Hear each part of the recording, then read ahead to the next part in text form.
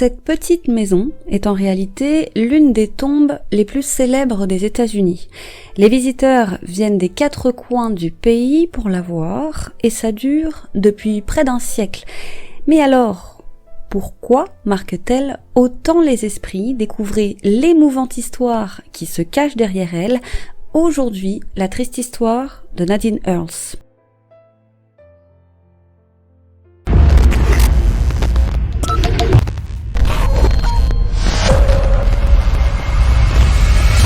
N'hésitez pas à liker la vidéo et à vous abonner.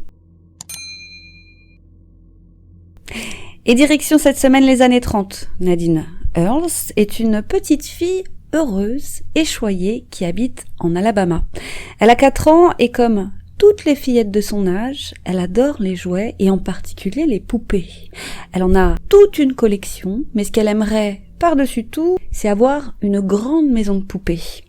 Et ça tombe bien, Noël approche à grands pas. C'est dans à peine 2 mois. Mais bientôt, les esprits ne sont plus à la fête. En novembre 1933, la petite Nadine est touchée par une maladie qui fait des ravages, la diphtérie. Cette maladie, qui touche le plus souvent les enfants de moins de 15 ans, est redoutable. Elle s'attaque d'abord aux voies respiratoires, puis au cœur, et enfin au système nerveux, et dans certains cas, 5 à 10% des cas, le malade ne survit pas. Alors l'heure est plus que grave, d'autant plus que l'état de santé de Nadine se détériore rapidement, et comme pour lui changer les idées, dans l'espoir qu'elle se sente mieux, ses parents, Julian et Alma, décident de fêter Noël avant l'heure. La petite Nadine reçoit une belle poupée et un service à thé en cadeau. Elle est heureuse, mais ce qu'elle voulait par-dessus tout, c'était une maison de poupées. Mais la déception sera de courte durée puisqu'en réalité, cette maison de poupées, Julian est déjà en train de la construire quelque part dans le jardin. Et encore une fois, pour donner du courage à sa fille, il lui promet qu'elle sera bientôt prête, probablement pour Noël. Mais Nadine reste une enfant, avec l'impatience des tout-petits, elle essaye de soudoyer son papa. Cette maison, elle la veut, mais elle la veut maintenant, pas plus tard. Mais dans le fond, elle est heureuse de savoir que d'ici quelques semaines, son vœu le plus cher sera exaucé. Et c'est une course contre la montre pour Julian. C'est certes un très bon charpentier, mais comme on dit, Rome ne s'est pas construite en un jour.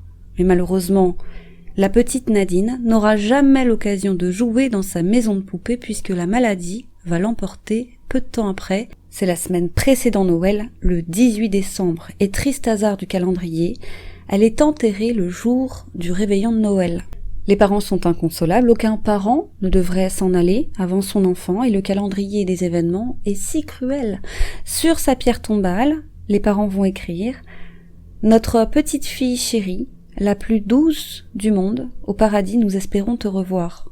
Avec écrit un peu plus loin, la réflexion d'enfant que jamais Julian n'oubliera de sa vie « Je la veux maintenant », en référence à la maison de poupée.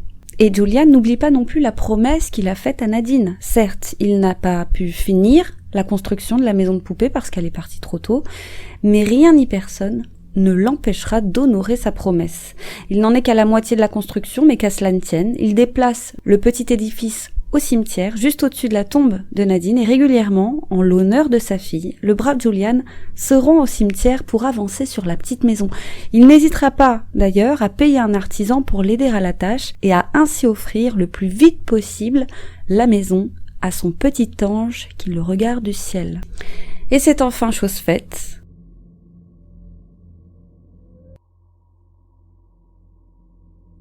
Au printemps 1934, Nadine a enfin la maison de poupée qu'elle espérait tant. C'est une adorable maison qui ressemble à s'y méprendre à une vraie, fenêtre, cheminée, porche, tout y est.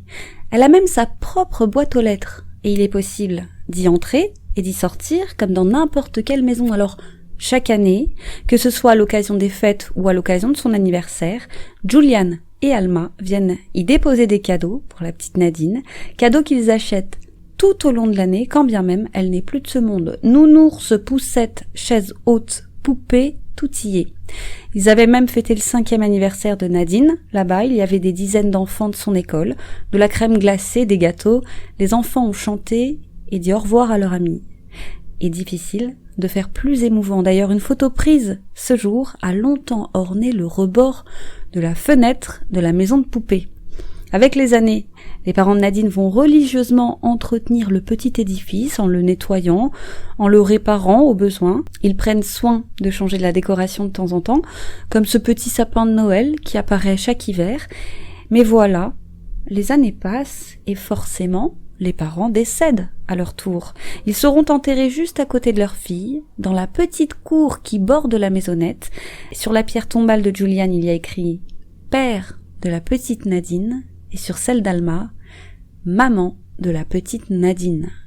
Au fil des ans, différentes personnes et organisations vont veiller à l'entretien de la maison de poupée. Avec le temps, la structure va être renforcée et moult travaux effectués, et sa réputation ne va faire qu'accroître avec les années. Les plus grands journaux du pays vont relayer cette histoire, celle d'une promesse d'un père à sa petite fille. Cette histoire d'amour a ému nombre d'Américains.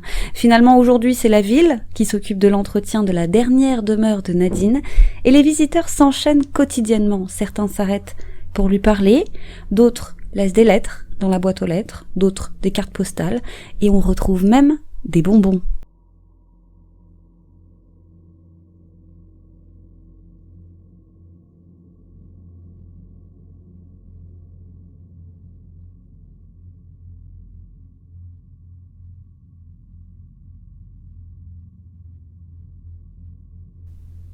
Il n'y a qu'une chose à espérer, que les parents aient pu retrouver leur enfant au paradis, comme il l'avait écrit sur sa pierre tombale.